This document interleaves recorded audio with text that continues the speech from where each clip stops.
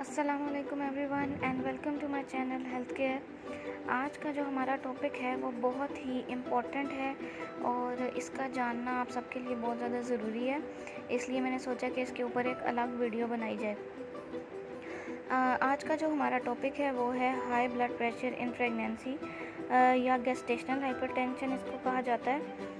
और ये जो है 20 वीक से अबव, यानी अगर आपको हाइपरटेंशन या ब्लड प्रेशर का मसला नहीं है और प्रेगनेंसी का पहले 3 माह गुजर चुके हैं और दूसरा जो है दरमियाने 3 माह शुरू हो गए हैं प्रेगनेंसी के, तो उसमें अगर आपको ब्लड प्रेशर ज़्यादा होता है, जैसा कि मैंने पिछली वीडियोस में भी बताया था कि जब आप डॉक्टर के पास जाते हैं और आपके विज़िट्स मंथली विज़िट्स होते हैं, तो मंथली विज़िट्स में आपका ब्लड प्रेशर भी चेक किया जाता है। तो अगर तो आपका 20 वीक्स के बाद, यानी पहले 3 माह गुजर जाएं और चौथे महीने से चौथे 5वें या 6वें महीने में आपको ब्लड प्रेशर ज़्यादा आता है, रीडिंग उसकी ज़्यादा आती है, यानी नॉर्मल जो ब्लड प्रेशर होता है वो 120 और 80 उसकी नॉर्मल रीडिंग होती है।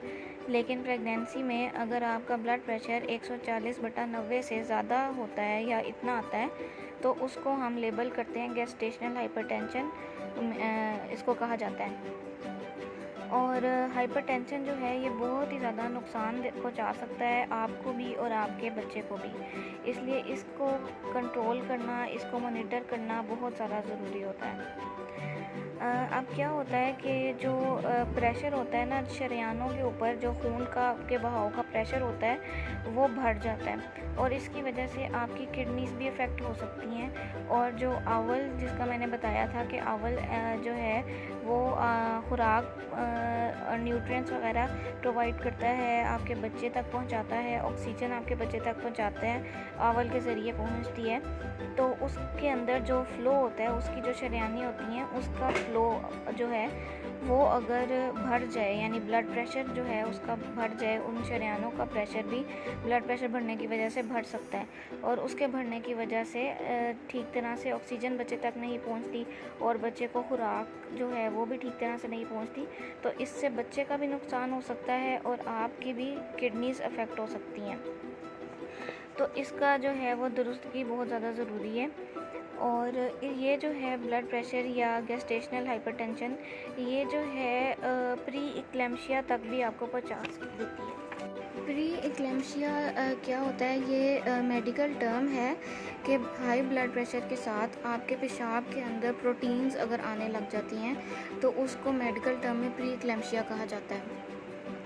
अगर आपको प्रेगनेंसी के दौरान बहुत शदीद सर दर्द शुरू हो जाता है, नज़र में फ़र्क आने लग जाता है, यानी नज़र ठीक तरह से नहीं आता, आपकी विजन ब्लर्ड हो जाती है, और आपके हाथ पाँव पे सूजन आने लग जाती है, तो और साथ इसके अलावा आपके प्रोटीन्स आने लग जाते हैं पेशाब के अंदर, तो इसको हम प्री इक्लेम्शिया कहते हैं और ये हाइपरटेंशन की वर्स कंडीशन है। और इससे भी ज़्यादा वर्स हो सकती है ये कंडीशन अगर आपको इसके साथ साथ झटके लगने लग जाएं, क्योंकि ब्लड प्रेशर अगर बहुत ज़्यादा होता है तो उसकी वजह से आपको झटके भी जिस्म में लगने लग सकते हैं और इसके अलावा आपकी नज़र जाने का भी ख़दशा होता है। पेशेंट जो है वो कोमा में भी जा सकता है और बहुत बुरी कंडीशन हो सकती है। तो इस जो है ना, अगर आपका ब्लड प्रेशर गेस्टेशनल हाइपरटेंशन अगर आपको हो गई है तो आपने उसका बर वक्त इलाज कराना है ताकि आप आने वाले मसलों से पहले ही निमट सकें। अब इसके लिए क्या होता है कि एक तो ये है कि अगर आपका वेट बहुत ज़्यादा है, जिस तरह मैंने पहले भी आपको बताया था कि वज़न जो है प्रेगनेंसी से पहले ही कम कर लेना चाहिए अपने नॉर्मल बॉडी मास इंडेक्स के मुताबिक।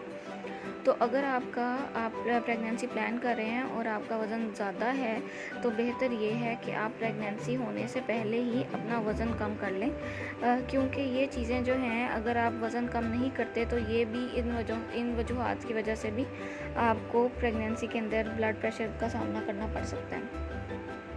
तो एक तो ये है कि आप अपना वज़न कम कर लें पहले ही। उसके बाद ये है कि आपने हेल्दी डाइट खानी है, ऑयली फूड, फास्ट फूड, इन चीज़ों से अवॉइड करना है, क्योंकि ये जो है it can lead to high blood pressure.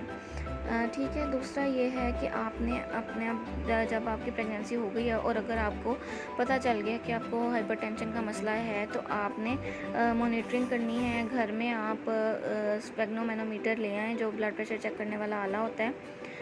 या डेली यानी आपने अपना ब्लड प्रेशर लाजमी सुबह शाम चेक करवाना है, ताकि अगर ज़रा सा भी मसला हो तो उस वक्त ही वो सॉल्व किया जा सके।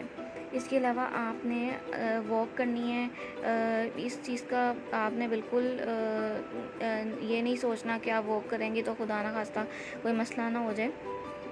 वॉक करना बहुत ज़रूरी है, और आपको अगर हाइपरटेंशन है तो आपको ज़रूर वॉक करनी चाहिए, हल्की फुल्की। ये नहीं कि आप बहुत तेज़ भागने लग जाएं या दौड़ने लग जाएं, लेकिन हल्की फुल्की वॉक आपके लिए बहुत ज़रूरी है। और आपने जो है सॉफ्ट ड्रिंक्स का इस्तेमाल बिल्कुल नहीं करना, कैफ़ीन का इस्तेमाल बिल्कुल नहीं करना। स्मोकिंग, अगर पैसिव स्मोकिंग भी है, उससे आपने अवॉइड करना है। तो इन चीज़ों से जो है ये बेहतर बनाया जा सकता है। अपना लाइफस्टाइल हेल्दी करें। इसके अलावा जो है मेडिकली इसको कैसे ट्रीट कर सकते हैं, वो ये है कि उसके लिए मेडिसिन अवेलेबल होती हैं। अगर आपको गैस्ट्रेशन हाइपरटेंशन हो जाती है तो उसके लिए जो है वो टैबलेट्स होती हैं। वो टैबलेट्स आपको दी जाती हैं सुबह दोपहर शाम खाने के लिए, और जो है जो कि सेफ़ होती हैं, प्रेगनेंसी में यूज़ कर सकते हैं। वो ड्रग्स जो हैं, इस तरह की ड्रग्स आपको आपके डॉक्टर प्रोवाइड करते हैं। वो बताते हैं कि ये आपने खानी है। तो ये चीज़ों का आपने ख़ास ख्याल रखना है, और ब्लड प्रेशर जो है उसका ख्याल रखना है। अगर आपको पहले से ब्लड प्रेशर का मसला है तो आप पहले ही जब आप प्लान कर रहे हैं तो तभी आप डॉक्टर के पास जाएं और उनको अपनी कंडीशन के बारे में बताएं, ताकि बर वक्त जो है वो प्रेगनेंसी होने से पहले ही बेहतर बनाया जा सके।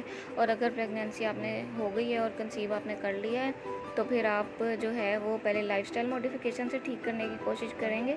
और अगर लाइफस्टाइल से भी नहीं होता तो फिर आपको मेडिसिन खानी पड़ती है, और वो मेडिसिन जो है वो सुबह दोपहर शाम इस्तेमाल करनी होती है, और साथ साथ आपने अपनी मॉनिटरिंग करनी है। तो ये थी हमारी आज की वीडियो। आपने उम्मीद है आपको ये अच्छी लगी होगी। आपने अगर आपको हाइपरटेंशन का मसला है प्रेगनेंसी में, तो आपने बहुत ज़्यादा इस चीज़ का ख्याल रखना है कि आपने नमक वगैरह भी बिल्कुल लो सॉल्ट फूड इस्तेमाल करना है। क्योंकि जो है अगर आप बहुत ज़्यादा नमक मिर्च मसाले के शौकीन हैं, तो आपने बिल्कुल इस चीज़ को तर्क करना है। बहुत कम मिकदार में सॉल्ट खाना है, क्योंकि ये आपके लिए भी नुकसानदेह साबित हो सकता है और आपके बच्चे के लिए भी। तो ये है कि अगर ज़ाहिर है कि अगर एक खून का प्रेशर इतना ज़्यादा हो जाता है तो उसकी वजह से बहुत नुकसानदेह साबित हो सकता है ये, और बच्चे को भी इससे नुकसान हो सकता है। तो उम्मीद है कि आपको आज की वीडियो अच्छी लगी होगी। अगली वीडियो तक के लिए अल्लाह हाफिज़। Don't forget to like and subscribe my channel. Thank you.